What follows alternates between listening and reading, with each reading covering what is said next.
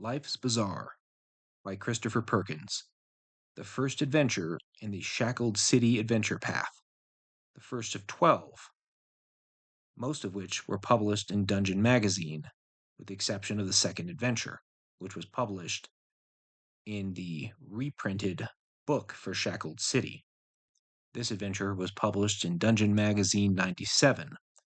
It has artwork by Chuck Lukacs, as well as by Val Mayerick, cartography by Christopher West. This adventure is written for first through third level characters.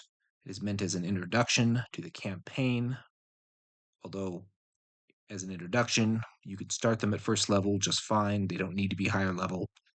It takes place and is based within the city of Cauldron, built within a dormant volcano ruled by a Lord Mayor, and with a lot of intrigue within and beneath the city as the adventure and campaign continues.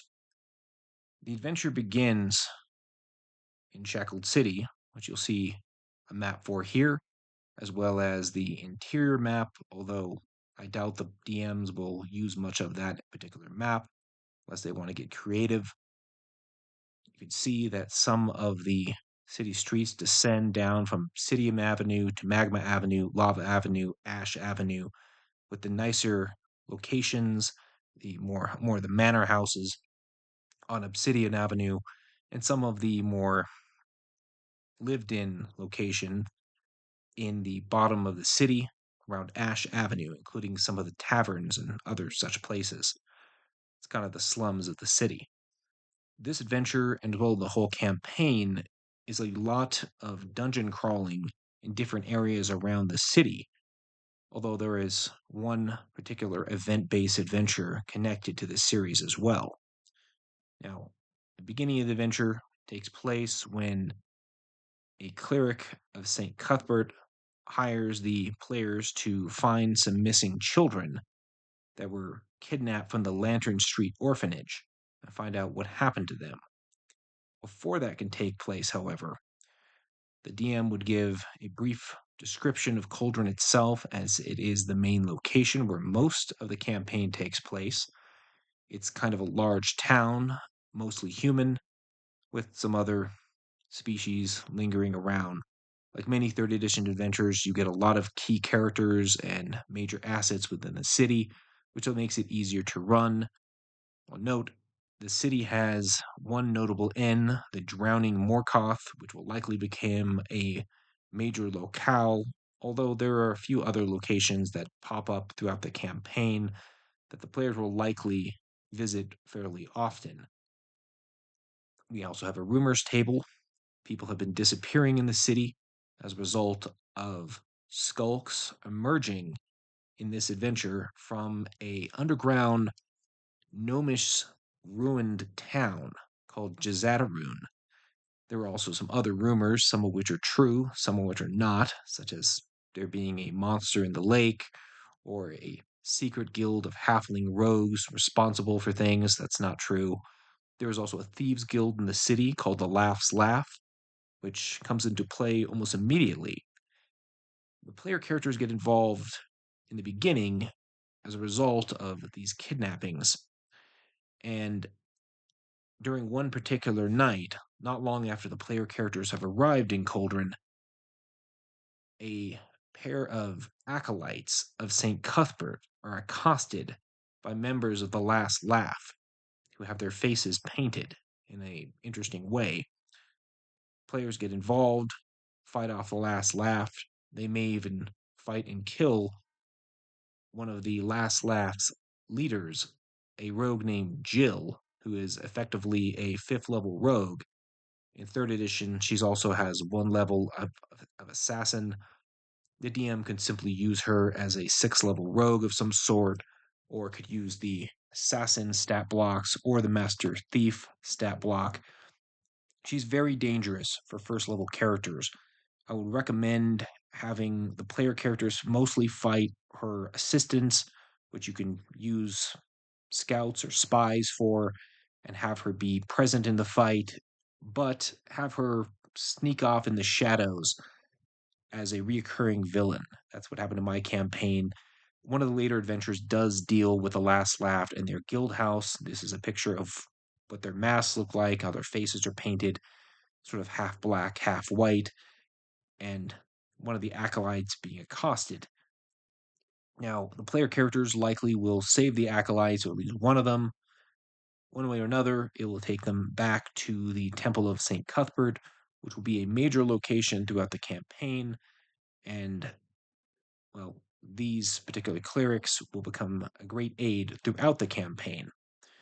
Now, as they get there, they will meet the lead cleric that is currently at this temple, Genia Eurakis.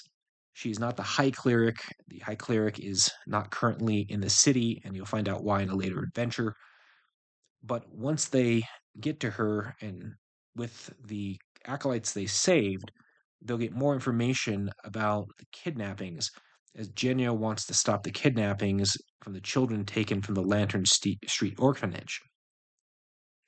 Now, she also gives them some information and promises them a reward. There are some items in the church's vault, such as a +1 mace called the Star of Justice, which has a neat little extra ability of being able to cast divination once per 10 day or once per week if you want to go by 7 days.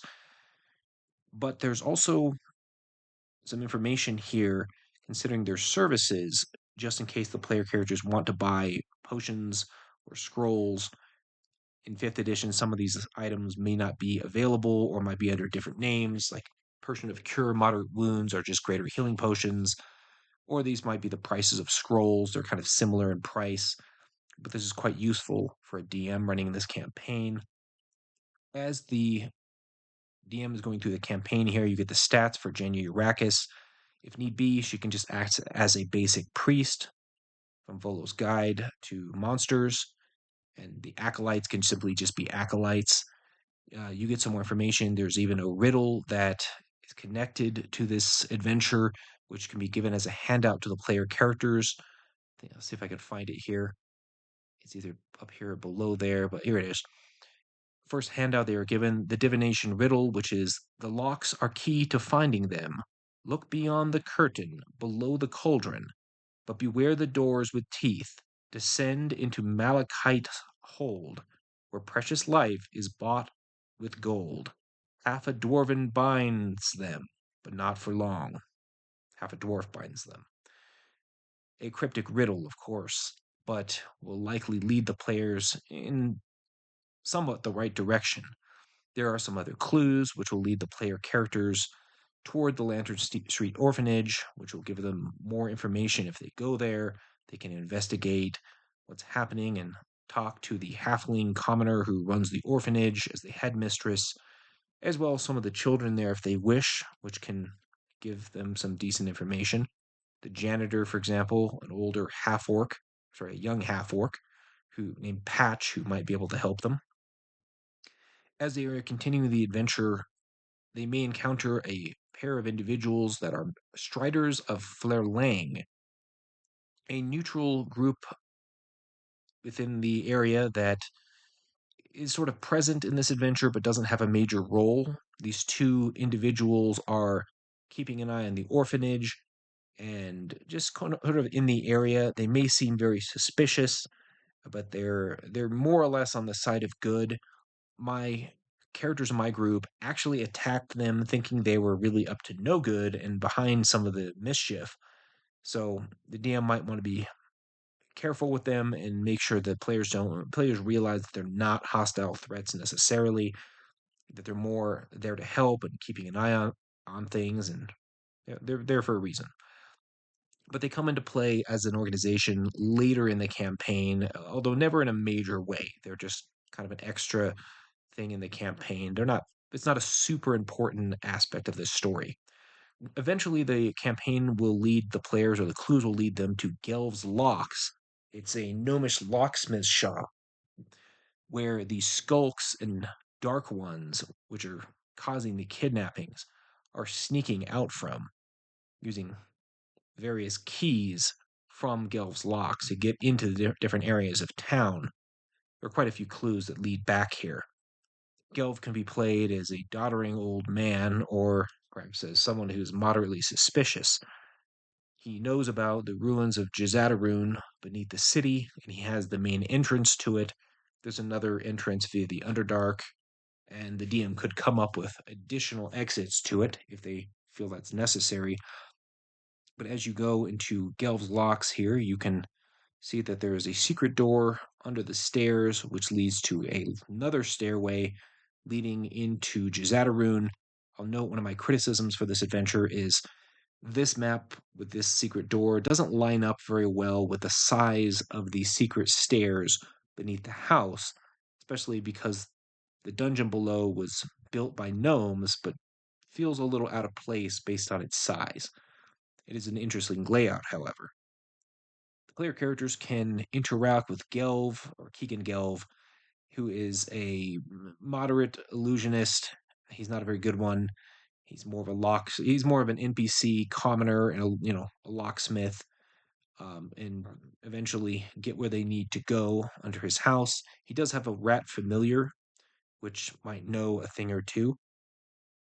He may even be somewhat understanding of what's happening or suspicious. He has been again in Jizzadarun at different times in his life, but doesn't live there and doesn't know the details of that particular area. Although he may have a map that he might be able to show them if the players ask or if they search his house. Now you get information on the house itself, the different rooms, as usual with 3rd edition adventures, including some good descriptive text. You get a lot of the different items you find in the house. There's a skulk upstairs, which might make Keegan Gelv look like a villain of sorts, as he's got a skulk in his house. And then this is the handout of the map of Jizzadarun. It does not show everything that the players need, like the secret doors, but it gives them a good idea of what this dungeon crawl looks like. Their first major dungeon crawl. This particular dungeon crawl, by the way, is filled with traps, which my player characters found to be rather frustrating, although I found it rather interesting, as it isn't just a hack and slash dungeon. The players really have to explore it carefully and meander through everything and be careful where they go and what area they step on. But there are clues to the traps, including the name Jizzadarun itself. That's chapter 3, by the way, as the players enter this area. There's a diagram of the doors and the keys to this particular dungeon, information on them, which is somewhat important. This is a handout of the different glyphs and what they mean. They directly translate into English. The DM can just make little mini handouts of, say, the A or the R and show that this symbol is on a particular door. And the next time players see this symbol, they might recognize it, especially as to a lot of these doors with these runes are trap doors and they have very specific traps on them. So this is a nice little puzzle connected to traps that the players will end up figuring out. Now here we have the actual map of Jizzadarun for the player, or not for the player's characters. The DM notes all the secret doors and the different rooms. It is quite extensive, although I'll note it's a gnomish settlement, although many of these rooms are rather huge. Implies that the gnomes must have very large families that just live in big rooms, or or something. I personally feel they should have designed it a little better. It's one of the weaker parts of this adventure. It is an interesting layout, however, just as a dungeon crawl and allows the players a lot of freedom of direction. Now you'll note there are over 50 rooms in this section alone. This is a very large adventure.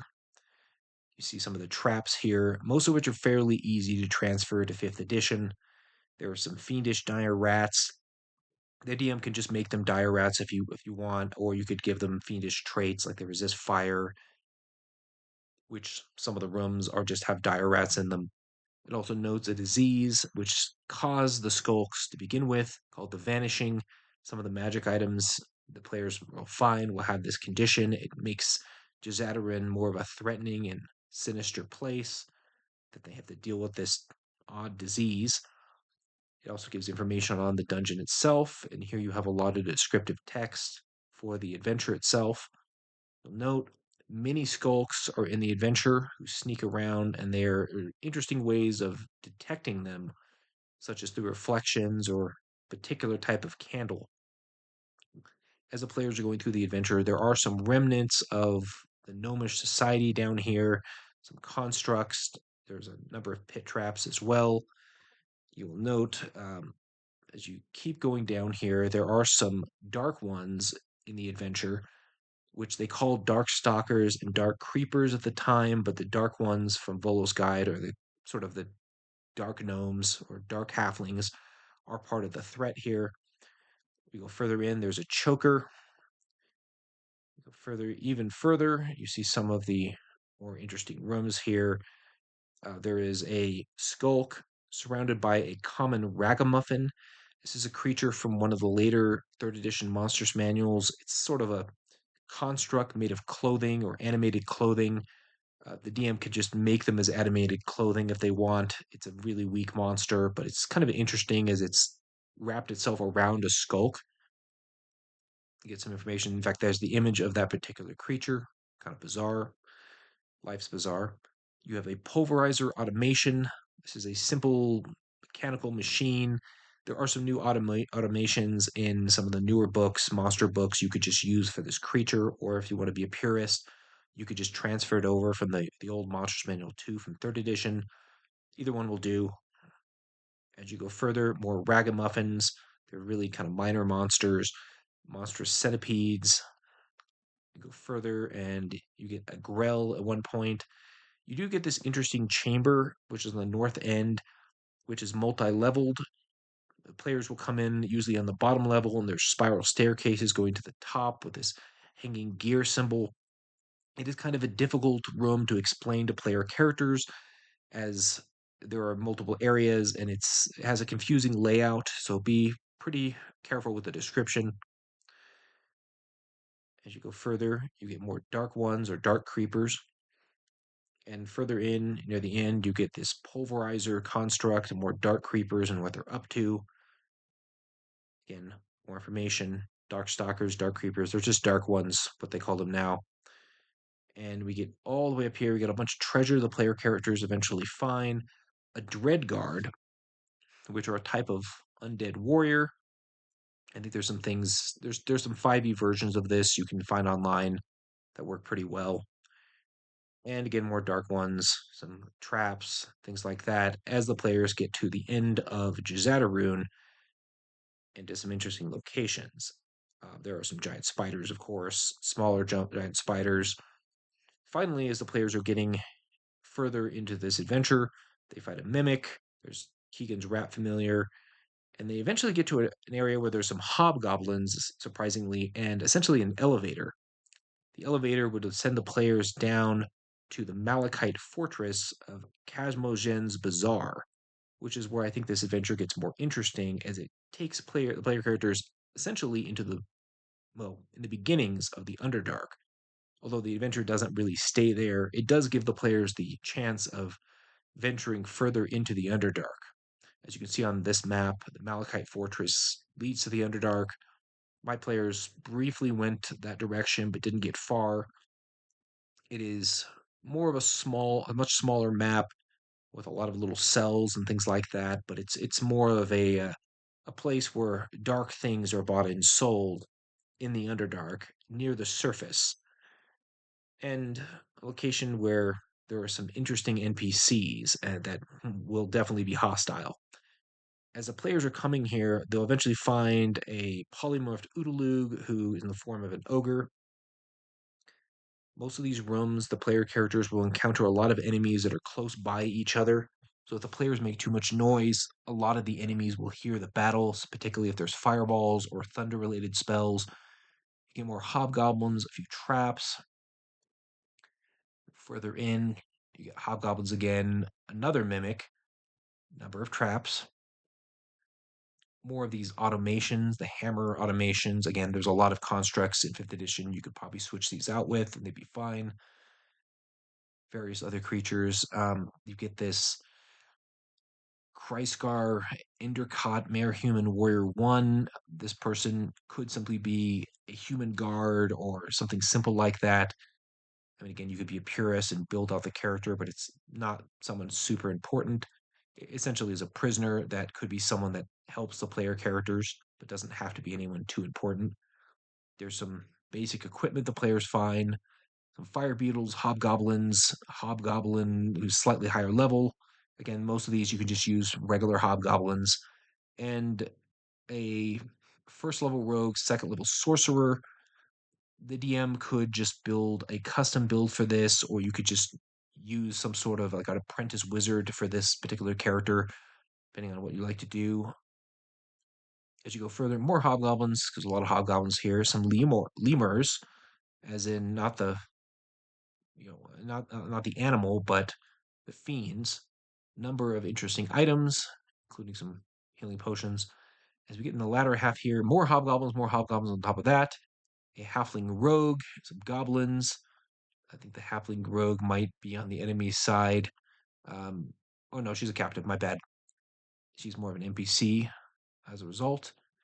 A bunch of treasure and various items the player characters find. And as we go further in here, we get more details of the different side rooms, some more goblins. This is kind of a slave market, so you get some slavers and their captives, which the players will likely flee or free. One of the main bosses here is Kazmozen. It's named after him.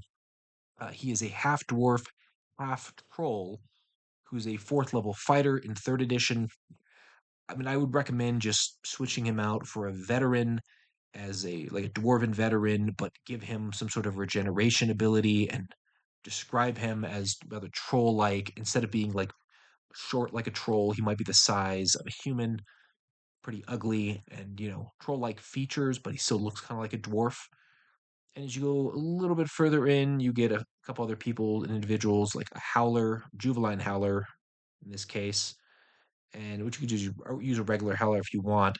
There is a Durzagon, which I believe is a type of fiend from from third edition, which you might be able to find some stats for online. More fire beetles, hobgoblins. Again, there's a lot of encounters here. They're very close to each other, and if again the players make too much noise in one room, enemies from another room are going to hear them. This is what my group did. They were led by a very violent and rash centaur barbarian, and a lot of enemies attacked them at once. They did win the fight, of course.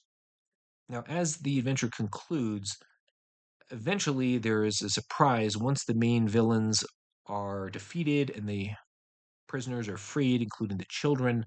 All of a sudden, a beholder shows up, and the DM knows this that the beholder is Orbius Valantru, who is the Lord Mayor of the city, but nobody knows that he's really a beholder, despite his name, the fact that he's named Orbius.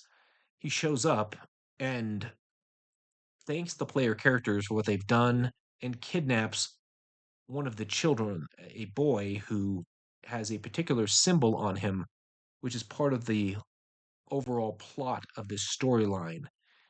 He is referred to as a Shackleborn, or the Shackled Born, one of the two. And Valantru, the beholder, teleports in, takes him, and brings him away. Second or third level characters, they're probably third level at this point, are not going to be able to fight a beholder, and this will be a shock to them, and it should happen quickly. My players didn't really know what to do in this case. They were very much shocked, and he was taken away, and this child was not seen again until one of the later adventures where they freed him again. This is long after defeating Valantru, who the players do encounter later. He's kind of an advanced beholder. He can cast spells and some other things. But the adventure also ends with an idea of what will happen next. The players get paid by the Church of St. Cuthbert, and hopefully the children all return unharmed. My players also used Jazadaroon as a little bit of a side base and eventually took over Keegan's locks at one point, which, although it was quite small, it was a nice little base of operations when the guards were looking for them, which they often did. This is quite the long first level adventure. You'll probably get 12 to 15 different little sessions from this, maybe more. Overall, I'd rate it a 4 out of 5. It's probably more in line with a group that likes more hack and slash and more dealing with more of a mystery. If your group is much more role playing based, They probably won't like this campaign nearly as much because it does involve a lot of dungeon crawling, but it does also involve a lot of exploration in different areas and a deep ongoing story.